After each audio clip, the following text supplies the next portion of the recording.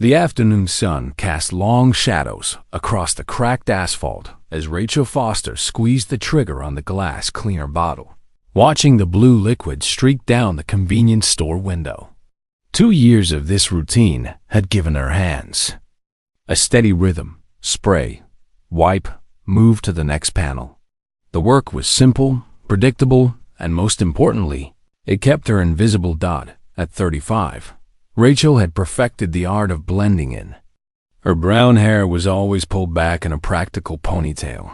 Her gas station uniform hung loose enough to hide her frame, and she kept her eyes down when customers got too chatty.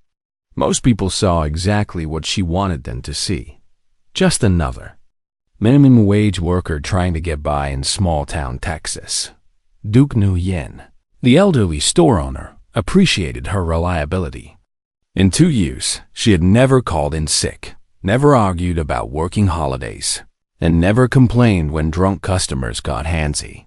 She simply handled situations with a calm efficiency that sometimes surprised even him. When troublemakers walked in, they usually walked right back out after one look at her steady gaze.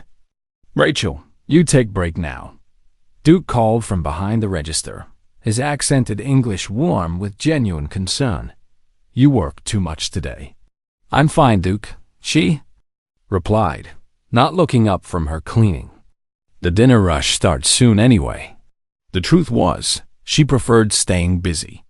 Idle moments let her mind wander to places she had spent 2 years trying to forget. The weight of phantom fingers that no longer existed. The sound of explosions that echoed in quiet moments. The faces of people she had failed to save, despite everything she had given. Her left hand gripped the cleaning bottle tighter, the prosthetic fingers responding to nerve signals with mechanical precision. The doctors at Walter Reed had called them a marvel of modern technology. She called them a daily reminder of what she had lost. Most customers never noticed the slight difference in movement. The way her ring and pinky fingers moved just a fraction slower than the others. The afternoon stretched on peacefully until the distant rumble of motorcycle engines cut through the humid air. Rachel's head lifted instinctively, her trained ear counting the approaching bikes. 5 engines, all heavy. Displacement, moving in formation. Her stomach tightened with an old familiar tension. Through the window, she watched 5 massive Harley-Davidson motorcycles pull into the parking lot, their chrome gleaming in the late afternoon sun. The Iron Wolves logo on their leather jackets was visible even from inside a snarling wolf head surrounded by flames and crossed chains. Local reputation preceded them. Bar fights, intimidation, protection rackets, disguised as motorcycle club. Business. The lead rider was impossible to miss. Jake Thompson stood 6 feet 4 inches tall, with shoulders that seemed to fill doorways. His grizzled beard reached nearly to his chest, streaked with premature gray that spoke of hard living. Tattoos covered his massive arms, and his eyes held the predatory gleam of someone who had never been told no. Rachel's hand moved instinctively to her collar, checking that it covered the marks on her neck completely. 2 years of careful concealment could not be blown by careless movement. She had worked too hard to build this quiet life to let it crumble because of some passing bikers. "Duke," she said quietly, not turning from the window, "maybe you should stay in the office for a few minutes." The old man looked up from his inventory sheets, following her gaze to the motorcycles outside. His weathered face creased with worry. In his 40 years of running small businesses, he had learned to read trouble before it walked through his doors. "You sure you okay to handle?" he asked, already reaching for his office keys. "I'll be fine," Rachel assured him, though her pulse had quickened. "Just standard drunk biker nonsense. Nothing I haven't seen before." But as Jake Thompson swaggered toward the store entrance, his crew forming up behind him like a pack of predators, Rachel felt something she had not experienced in 2 years. The old instincts were waking up. Her feet automatically shifted into a defensive stance. Her eyes began cataloging exits, potential weapons, cover positions. The glass door rattled violently.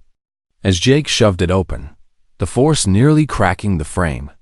His boots thundered against the linoleum floor as he strode inside, bringing with him the smell of leather, motor oil, and barely contained violence. "Hey, girl," his voice scraped like rusted metal. "Fill up all our tanks and grab me 2 cases of beer." Rachel kept her eyes down, her voice steady and professional. "Yes, sir. Right away." But as she turned toward the beer cooler, Jake's massive hand clamped around her wrist. The grip was designed to intimidate, to establish dominance through casual cruelty. Rachel had felt hands like this before, hands that took what they wanted, without asking permission. "Hold up," Jake growled, pulling her closer. "You look familiar." The other 4 bikers filed into the store, their heavy boots creating an ominous drumbeat against the floor. Tommy Thompson, Jake's younger brother, already had his phone out, recording everything for their social media followers who loved watching the Iron Wolves intimidate ordinary citizens. Marcus Webb, the oldest of the group at 52, positioned himself by the magazine rack. Carl Rodriguez lounged against the candy display. Danny Morrison blocked the path to the emergency exit. Without seeming to coordinate, they had surrounded Rachel, trapping her between the counter and the back wall. Rachel's mind automatically cataloged their positions, their weapons, their potential movements. 20 years out of the Marines, but some habits died hard. Her breathing remained steady, but her muscles coiled with readiness. "I don't think we've met," she said quietly, trying to keep her voice level. "If you could just let me get your beer."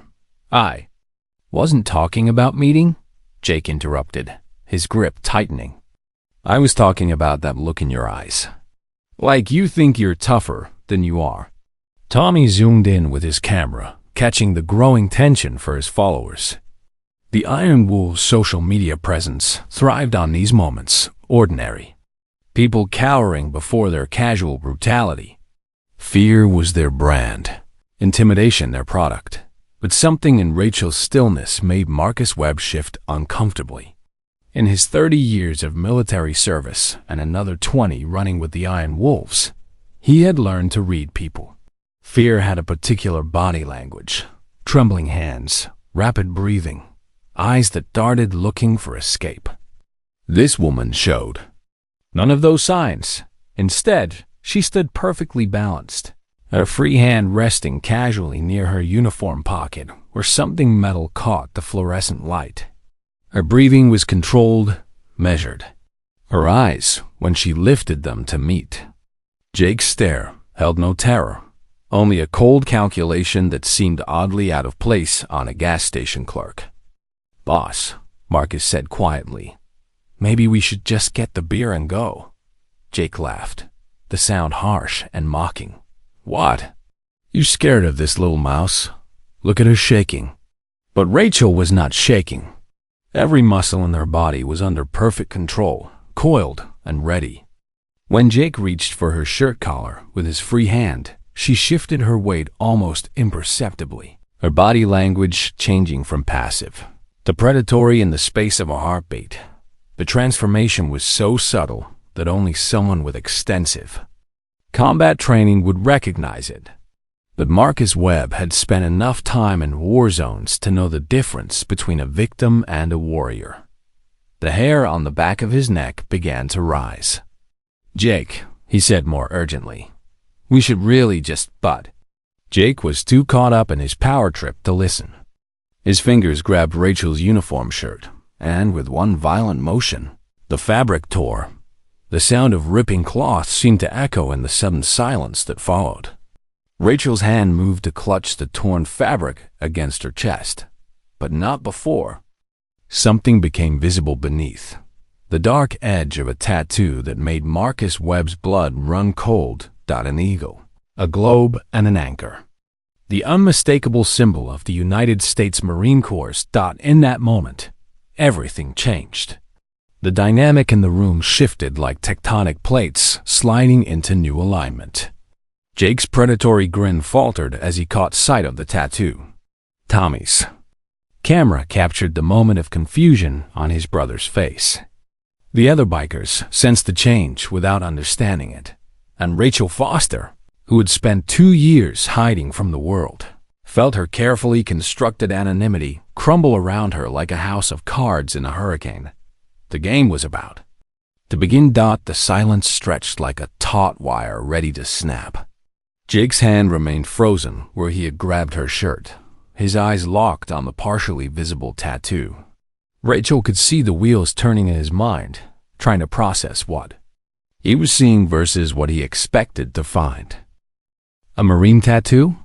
Jake's voice carried a mixture of disbelief and something else. Something that might have been uncertainty. You? Rachel's tactical positioning was no accident. She had instinctively backed into the corner where the security cameras had the best angle, her feet automatically assuming a defensive stance that only someone with extensive combat training would recognize. 2 years of hiding could not erase decades of muscle memory. "I don't want any trouble," she said quietly, her voice steady despite the situation. "Just take what you want and leave." But Jake's face darkened at her calm tone. He was used to fear, to pleading, to tears. This quiet composure insulted him more than any defiance could have. In his world, respect was earned through intimidation, and this woman was refusing to be intimidated. "You think you're tough?" he snarled, moving closer. "You think that little tattoo makes you special?" Tommy's camera caught everything. The growing tension, Jake's mounting frustration, and most importantly, the moment when Rachel's torn shirt shifted again, revealing more than just the Marine Corps' emblem. 3 parallel scars ran across her collarbone, the unmistakable signature of shrapnel wounds. Marcus Webb went pale. He had seen scars like those before, in field hospitals and VA waiting rooms. Those particular marks were the calling card of a specific type of injury, close-range explosive device, multiple fragments, someone who had been very close to something very bad and somehow survived. "Jake," Marcus said urgently, stepping forward. "Look at her neck, those scars." But Jake was too far gone, too invested in his dominance display to listen to reason. When he reached for Rachel again, she moved with fluid precision that spoke of years of training. She deflected his arm with a textbook defensive technique, the kind drilled into Marines until it became pure instinct. The movement was so smooth, so practiced, that even Jake paused for a moment. This was not the clumsy swatting of a frightened civilian. This was a combat-trained response, executed with professional competence. "What the hell was that?" Tommy whispered, his camera shaking slightly as he tried to process what he had filmed. Rachel remained silent, but her stance had shifted completely. She was no longer trying to appear small and helpless. Her shoulders were squared, her chin raised, every inch of her radiating the quiet authority of someone who had commanded respect in the most dangerous places on Earth. The other bikers began backing away unconsciously, recognizing the change, feeling the shift in power dynamics, even if they did not understand it. The woman they had cornered was no longer cowering. Instead, she stood like someone accustomed to being the most dangerous person in any room. "Show me your hands," Marcus suddenly commanded, his voice carrying the authority of someone who had spent 30 years in uniform. It was not a threat, but a desperate need to confirm what he was beginning to suspect. Rachel hesitated, then slowly raised her left hand. In the harsh fluorescent light of the store, the truth became obvious. The last 2 fingers were not quite right. They moved slightly slower than the others, their color just a shade different. They were prosthetics, good ones, expensive ones, but artificial nonetheless. "Jesus Christ," Marcus whispered, his voice barely audible. "Jake, we need to stop right now." But Jake, still caught up in his need to dominate, was not listening. "So she's missing some fingers," So what? That doesn't mean anything. He reached for Rachel again, and this time she did not dodge. Instead, she caught his wrist in a grip that spoke of years of weapons training, of countless hours perfecting the exact amount of pressure needed to control without breaking. "Checkpoint 47, she said quietly, her eyes locked on Jake's face. "August 12th, 2009. Convoy ambush. 1700 hours. The words hit Jake like physical blows. His face drained of color as memories flooded back. Memories he had spent years trying to suppress. The burning Humvee. The smoke and screams. The figure in Marine combat gear who had appeared through the flames like an avenging angel. "No," he whispered, his legs suddenly unsteady. "That's impossible. Ghost is dead." They said Ghost died pulling people out of the kill zone. Rachel released his wrist, her expression unreadable. 3 hours, she said simply. 17 Taliban fighters. 1 Marine. Do the math. Tommy's phone clattered to the floor as he recognized the story. Every soldier who had served in that region knew about the Battle of Checkpoint 47. A supply convoy had been ambushed in a carefully orchestrated attack. The enemy had chosen their ground perfectly, a narrow pass with high walls on. Both sides no cover, no escape.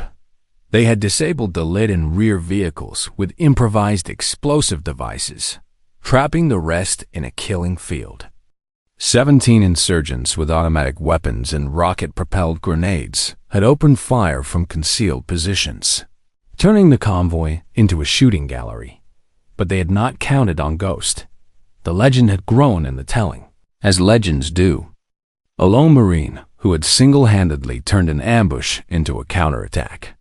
Someone who had held off 17 fighters for 3 hours while wounded, buying time for medical evacuation and air support. The kind of story that got told in bars and barracks, growing more incredible with each retelling. "You pulled me out," Jake's voice cracked with emotion. "The Humvee was on fire.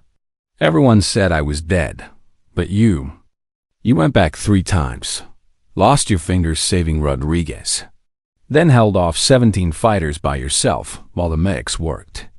The mighty leader of the Iron Wolves was crying now, tears streaming down his weathered face.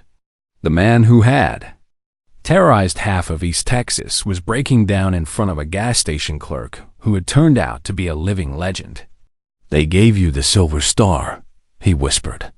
"Said you were the bravest Marine they had ever seen." Rachel's expression remained neutral, but her eyes betrayed years of pain. Pain from injuries that still ached. Pain from memories that still haunted her dreams. Pain from a world that had forgotten her while she was still breathing. "I didn't save you to be remembered," she said quietly. "I saved you because it was my job, nothing more." But Jake was not listening. He was fumbling with his wallet, pulling out a worn photograph he had carried for over a decade. The image showed a group of Marines posing in front of a shot-up convoy, and in the center stood a younger Rachel Foster, her uniform dusty with combat, the Silver Star fresh on her chest. "Tommy," Jake choked out, holding up the photograph with shaking hands. "This is her. This is the Marine who saved my life, who saved half our unit." The store had become eerily quiet except for Jake's ragged breathing. The other bikers, hardened, men who had faced down rival gangs and police raids, stood frozen as they processed what they were witnessing. Their leader, their unstoppable force, was on his knees before a gas station clerk who had turned out to be a hero. They had only heard about in whispered stories, but the story was far from over. In fact, it was just beginning. "Get up, Rachel," said tiredly, uncomfortable with Jake's display of remorse. "This isn't necessary." But Jake shook his head violently, tears still streaming down his face. No, you don't understand. After they evacuated me, after I got stateside, I tried to find you, to thank you." His voice broke completely. "They said you were dead. said you died from your injuries 2 weeks after the ambush. The weight of his words hung in the air like smoke from a funeral pyre. For 11 years, Jake Thompson had carried the crushing burden of believing that his savior had died because of him. 11 years of survivor's guilt, of wondering why he deserved to live when heroes like Ghost had perished. "I'm not dead," Rachel said simply, "just retired." The understatement would have been funny if the situation were not so heavy with emotion. Retired was hardly the word for someone who had been medically discharged after losing fingers, suffering traumatic brain injury from multiple explosive blasts, and spending 18 months learning to walk again. The distant sound of sirens broke. The spell. Police were coming, summoned by Duke's frightened call from the office where he had witnessed the entire confrontation through his security monitors. Jake struggled to his feet, his face flushed with shame and sudden purpose. "Everyone out," he barked at his crew. Now, the Iron Wolves scrambled to obey, confusion evident on their faces. Their leader had never shown weakness before, never bowed to anyone.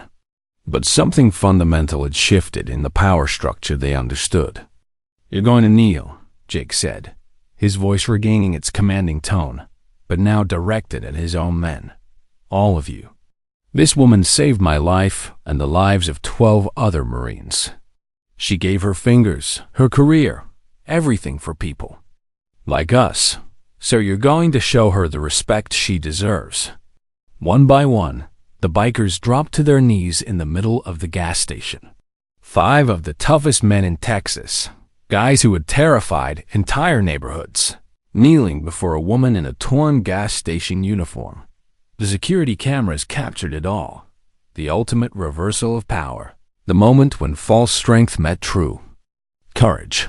Rachel stood there, visibly uncomfortable with the display, but understanding its necessity. These men needed this moment of penance, needed to acknowledge what they had almost done.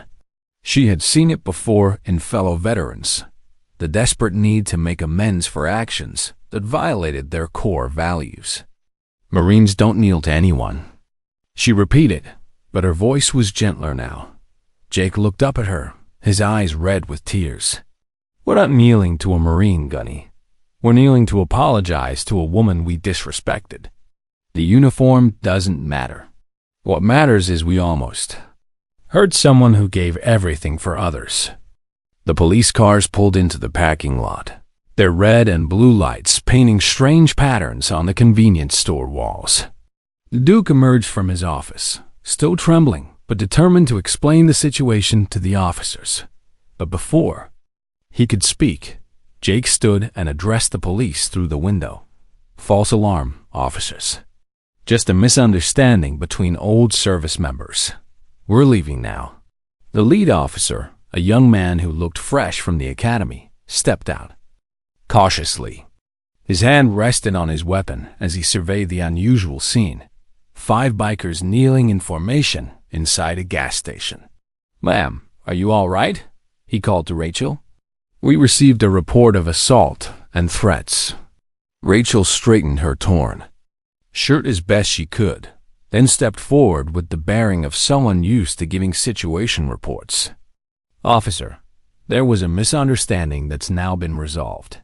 These men are leaving, and I don't wish to press any charges."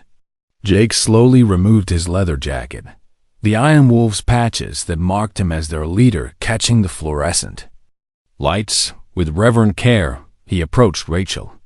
"Gunny, please take this. I know it doesn't make up for what we just did, but you shouldn't have to stand here with torn clothes because of us." Rachel hesitated, then accepted the jacket, draping it over her shoulders.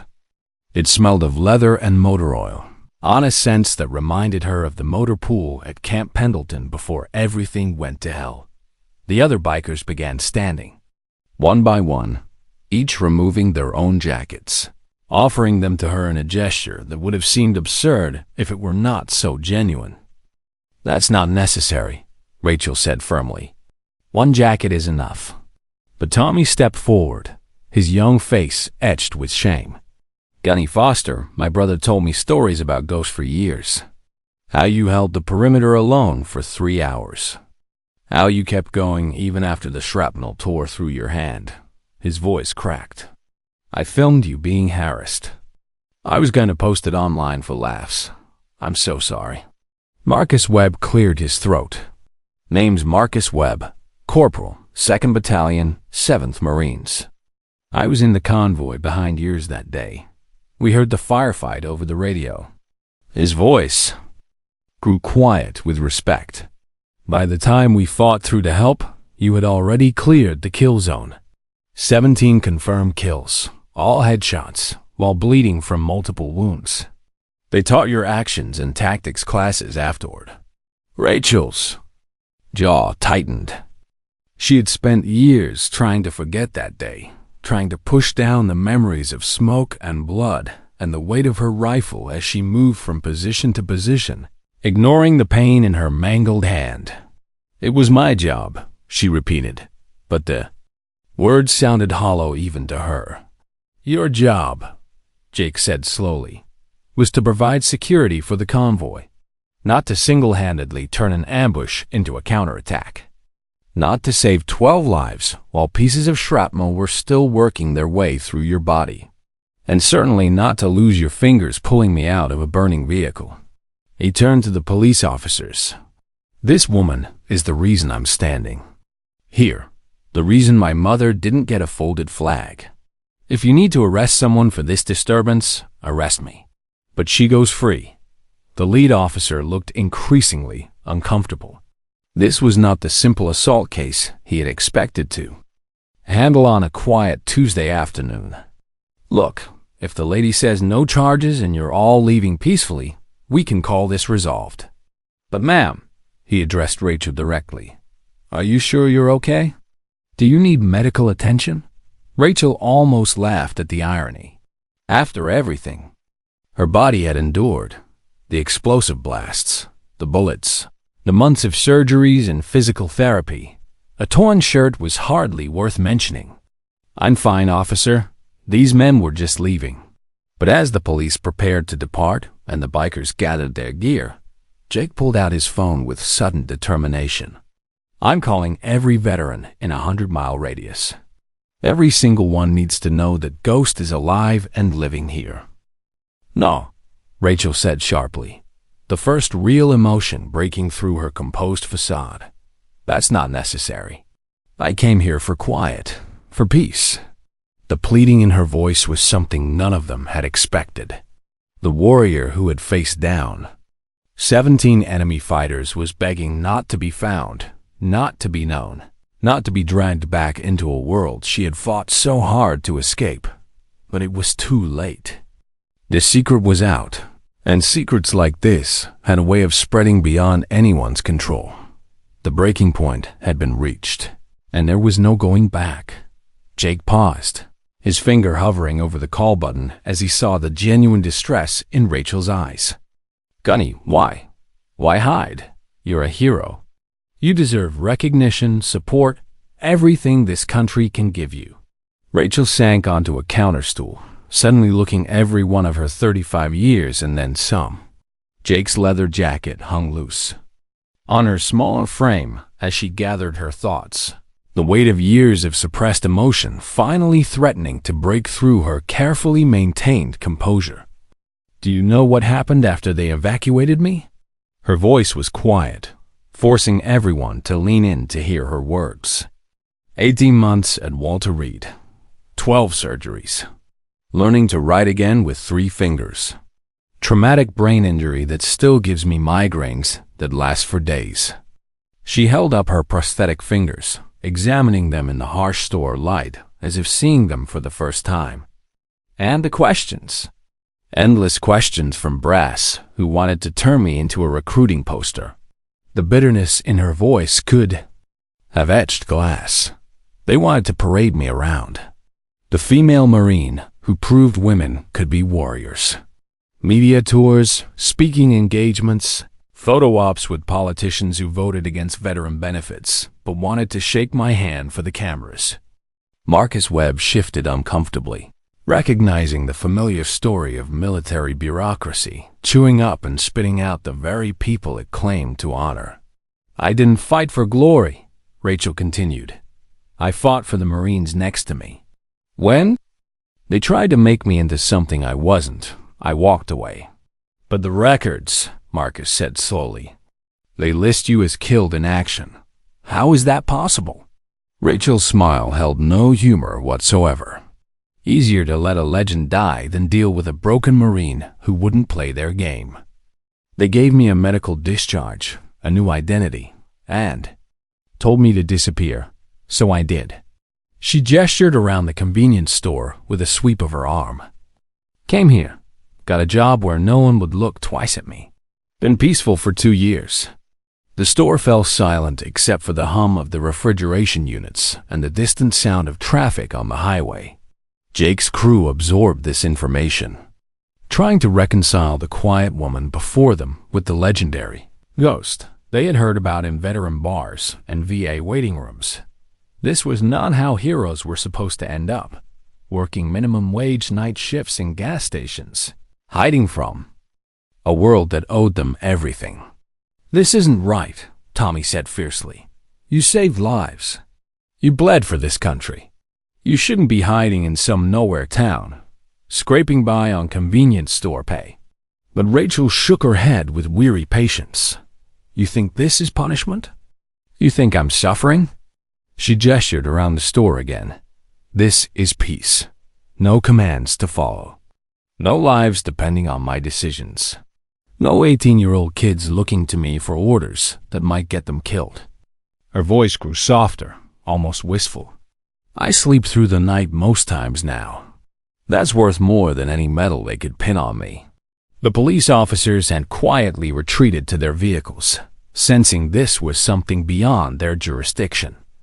Duke stood in the doorway of his office, tears streaming down his weathered face as he finally understood who had been stocking his shelves and mopping his floors for the past 2 years.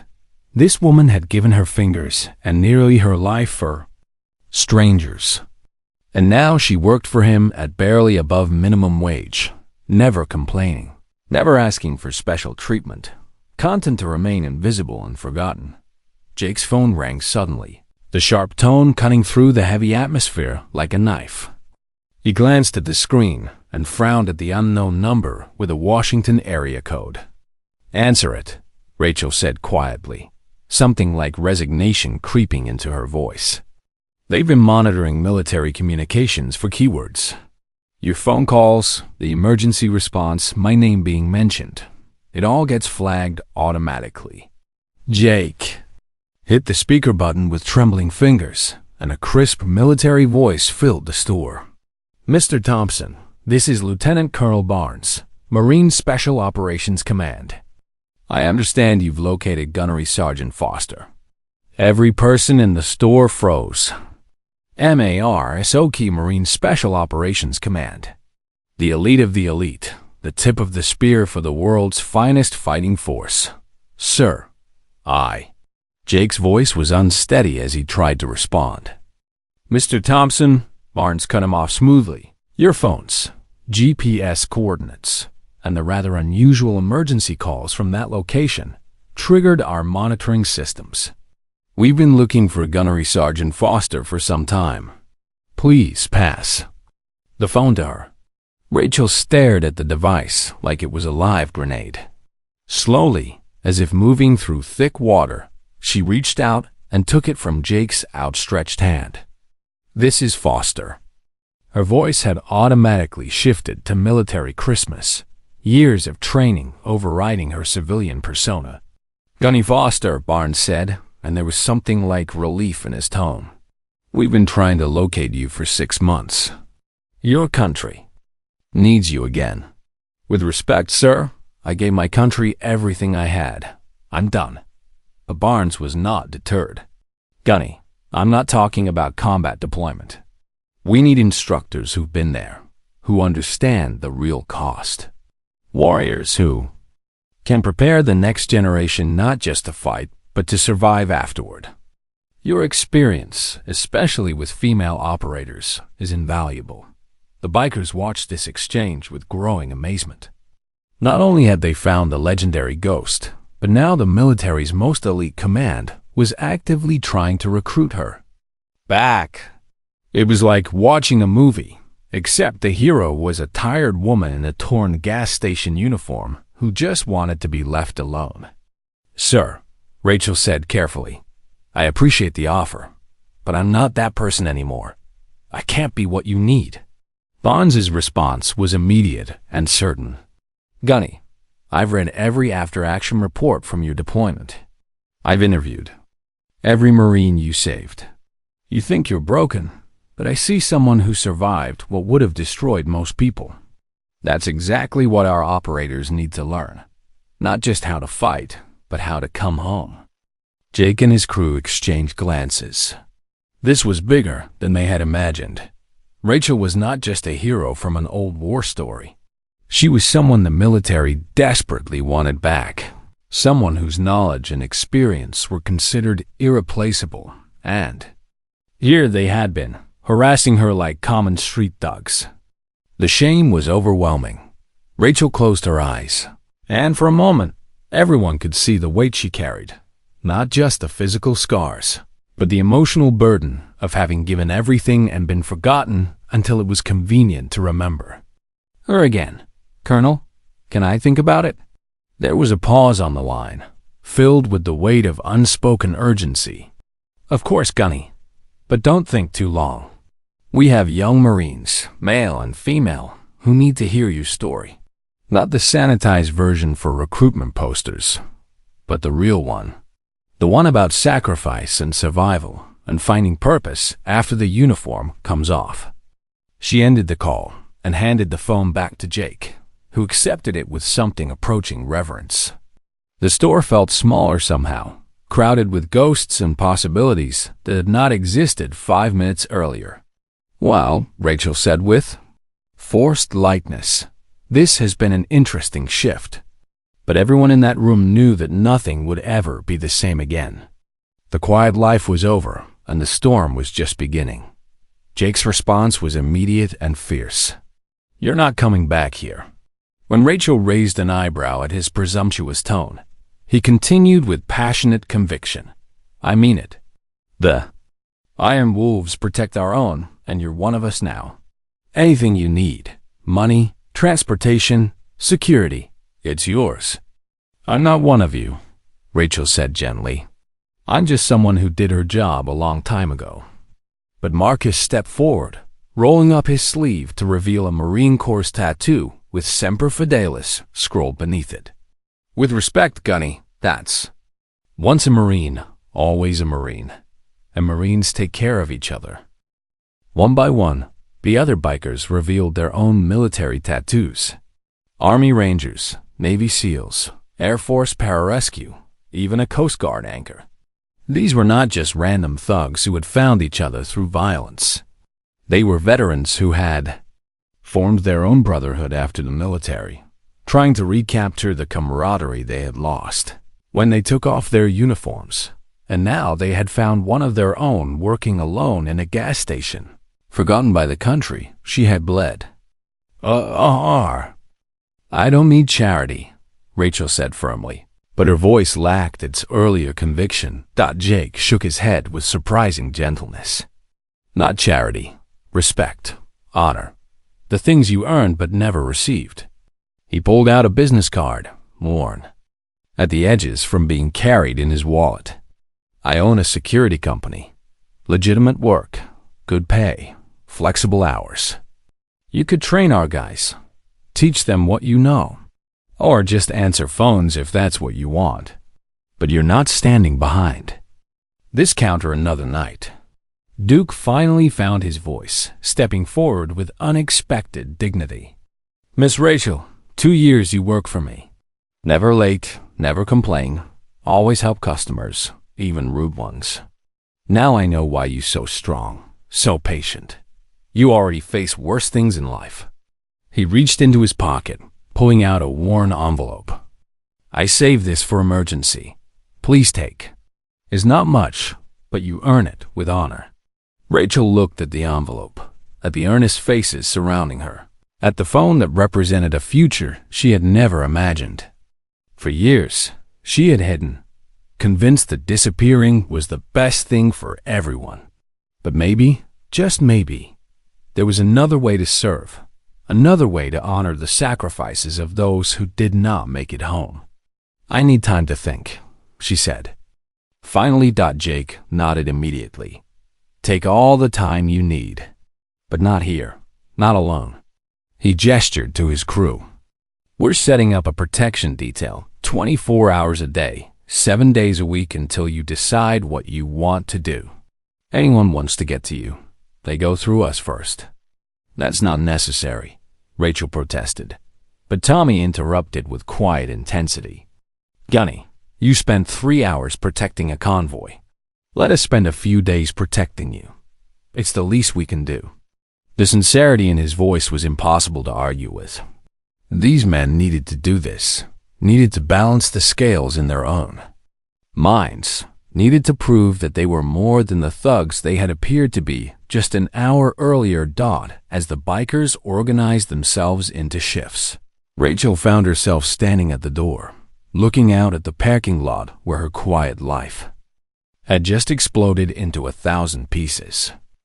Jake's jacket around her shoulders was heavy with symbolism, the colors of a crew that had threatened her now promising protection, the leather warm against the evening chill. "You know," Jake said quietly, standing beside her as his men made their plans, "I used to have nightmares about that day. The fire, the smoke, thinking I was going to die." He cleared his throat roughly. "Then this figure appeared, small but unstoppable, pulling me out of hell. I never got to say thank you. Never got to tell you that you gave me 11 more years.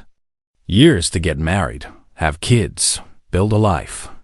All because you wouldn't leave anyone behind." Rachel's eyes glistened, but she blinked the moisture away before it could fall.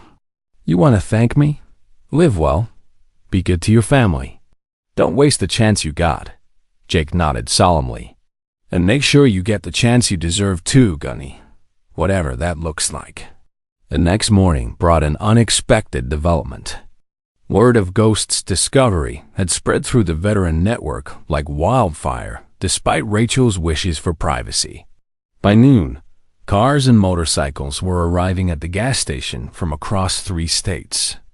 Veterans who had heard the stories, Marines who had studied her tactics, soldiers who had been inspired by her legend. The small parking lot became an impromptu gathering place. Stories were shared, tears were shed, bonds were renewed. Rachel stood in the center of it all, overwhelmed but no longer alone. For the first time in years, she was surrounded by people who understood what she had sacrificed, what she had lost, what she carried inside. But with recognition came responsibility, and Rachel knew her time for hiding was running out. 3 days.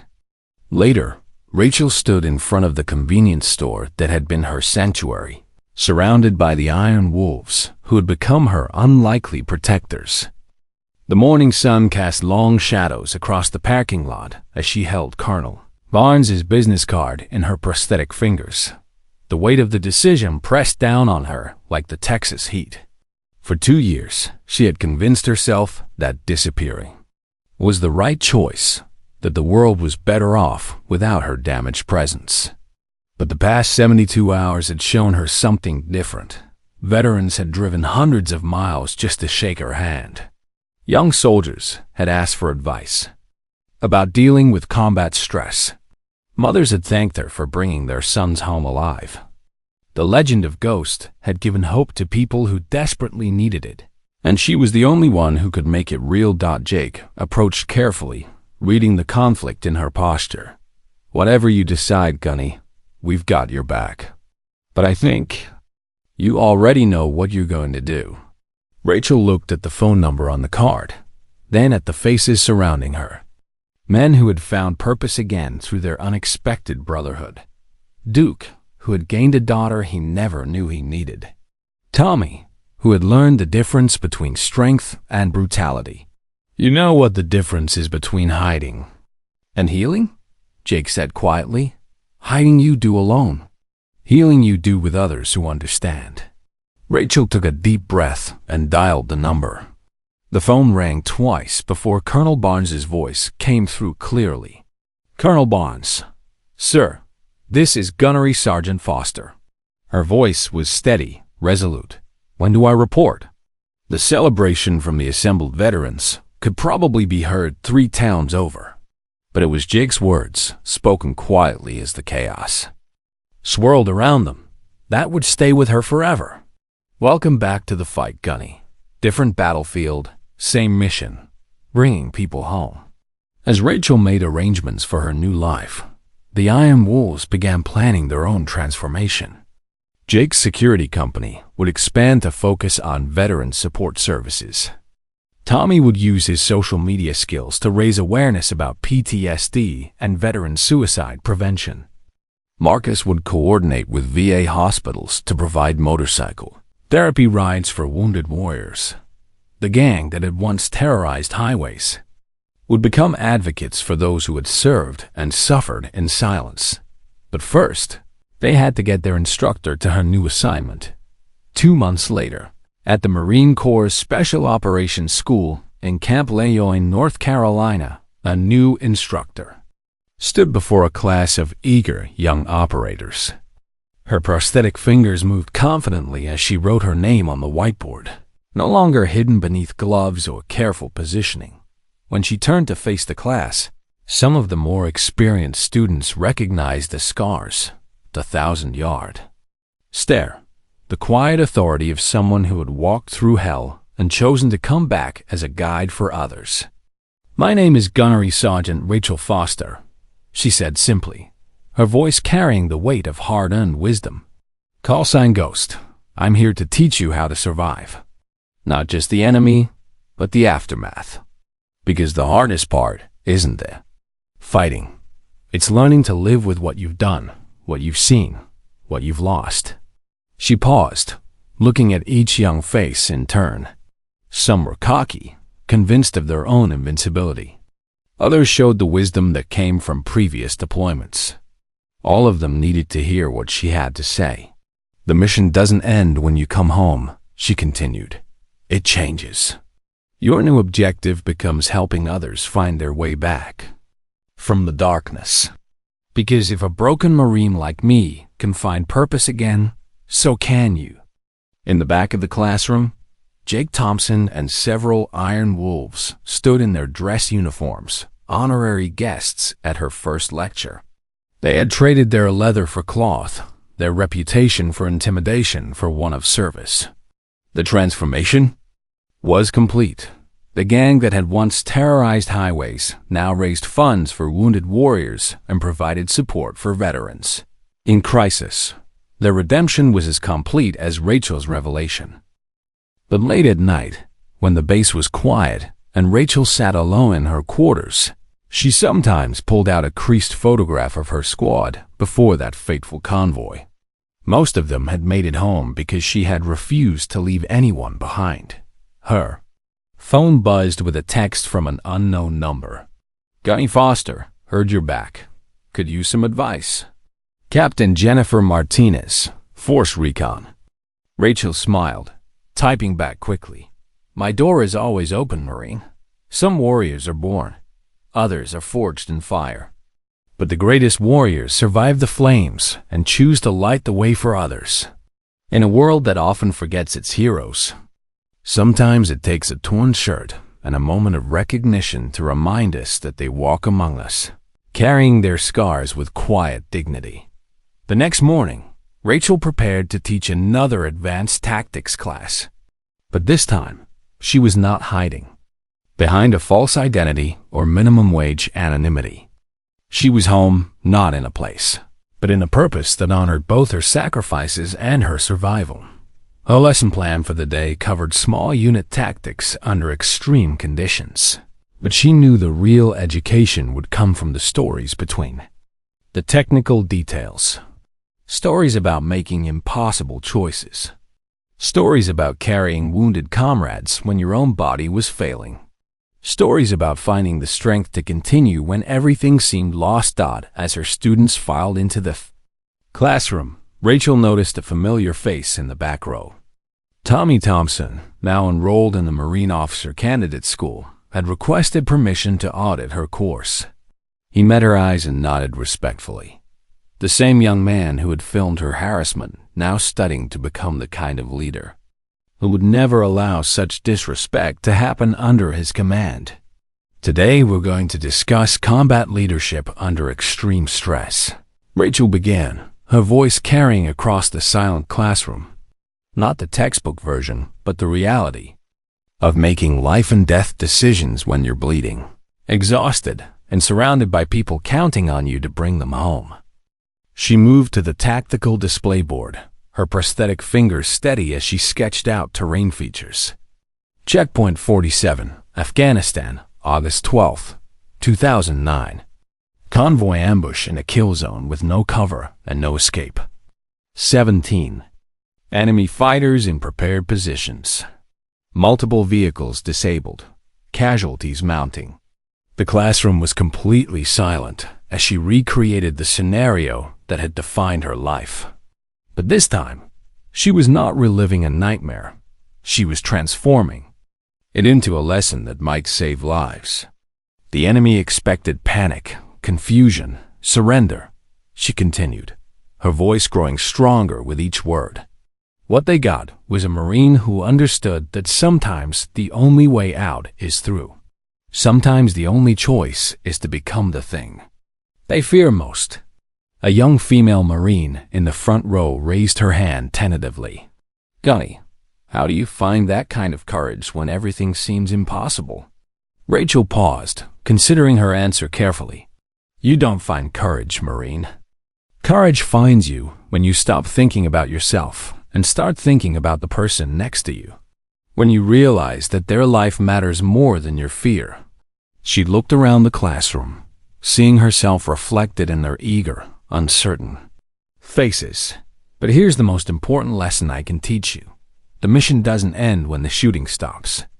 Your real test comes when you take off the uniform and try to figure out who you are without it. Her phone buzzed with a message from Jake. Monthly Iron Wolves charity ride. Raised $50,000 for veteran housing. Ghosts Angels growing stronger every day. Rachel smiled, realizing that her story had become something larger than herself. The Iron Wolves had evolved into a force for healing rather than intimidation. Veterans across the country were finding purpose through service to others. Young Marines were learning that seeking help was a sign of strength, not weakness. The warrior's greatest victory, she told her students, is not defeating the enemy. It's surviving the battle intact enough to help others do the same. It's turning your scars into wisdom, your pain into purpose, your isolation into connection. As the class ended and her students filed out, chattering excitedly about the tactics they had learned, Rachel felt a profound sense of completion. The broken Marine who had hidden behind a gas station counter was gone, replaced by someone who had found a way to transform her suffering into strength for others. Her desk phone rang, displaying a number she recognized immediately. Ghost, this is Colonel Barnes. We have a situation developing overseas. Female hostages, complex rescue scenario. We need your expertise on the planning team. Rachel looked out the window at the training grounds where young Marines were learning to become the kind of warriors she had once been. For a moment, she felt the old pull of combat, the familiar adrenaline surge of a mission calling. Sir, with respect, I think I'm needed more here. These Marines are going to face situations like Checkpoint 47. They need to be ready, not just to fight, but to come home whole. Barnes was quiet for a moment. Roger that, Gunny. Keep building warriors who can survive the war and the peace that follows. As Rachel ended the call, she thought about the strange journey that had brought her to this moment. From the burning vehicles of Afghanistan to the fluorescent lights of a Texas gas station to the classrooms of Camp Lejeune, every step had been necessary. Every scar had meaning. Every moment of despair had led to this opportunity to serve. Her computer chimed with an email from the Iron Wolves. Attached was a photo from their latest community service project, former gang members teaching motorcycle safety to at-risk youth. Their leather jackets now bearing patches that read, "Ghosts, Angels, no one left behind." Jake had kept his promise. They were all living well, honoring the chance they had been given. That evening, as Rachel walked across the base toward her quarters, she passed a group of young Marines heading to the counseling center. 2 years ago, seeking mental health support would have been seen as weakness. Now, thanks to leaders like her who spoke openly about the cost of service, it was recognized as part of a warrior's duty to stay mission-ready. Her phone buzzed with another message, this one from an unknown number. "Gunny Foster, I'm a police officer in Detroit. Combat veteran struggling with PTSD. Heard about your program. Can you help?" Rachel stopped walking and typed back immediately. "Marine, you are never alone. Call me tomorrow." As she looked up at the stars beginning to appear in the darkening sky, Rachel realized that her greatest mission was just beginning. Every life she touched, every story she shared, every young warrior she guided home was a victory against the darkness that had once threatened to consume her. The legend of Ghost would live on, but not as a tale of impossible heroics in a foreign land. It would live as proof that warriors could survive, adapt, and find new ways to serve. That broken could become beautiful.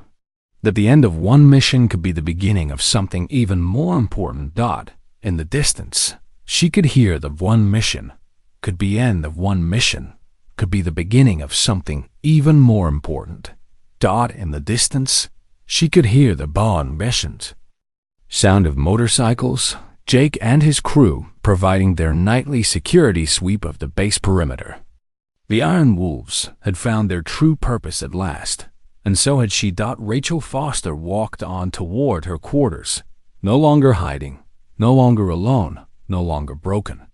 She was exactly who she was meant to be, a warrior who had learned that the greatest battles are fought not with weapons, but with hope, compassion, and the unshakable belief that no one should have to face their demons alone. The mission continued. The mission would always continue, and Ghost would always be there to guide them home. If you enjoyed this story, don't forget to hit the subscribe button and become a part of our Everyday Life Stories community. Where are you watching from? Drop a comment below. We love hearing from our amazing viewers around the world.